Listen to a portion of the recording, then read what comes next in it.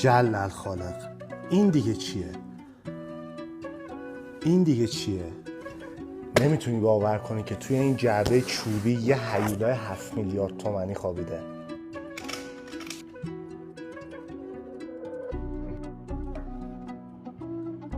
این یکی از عجیب‌ترین و گرون‌ترین ساعت رومیزی‌های تو ایرانه. 7 میلیارد تومان قیمتشه.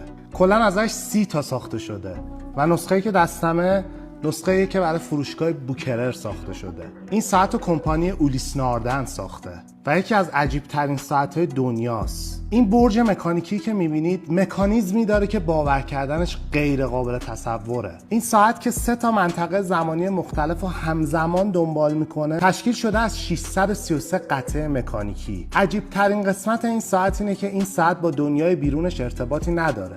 این یعنی بدون باتری یا حتی انرژی خورشیدی تنها با این کلید وقتی یک بار کوکش کنید 1 سال کار میکنه.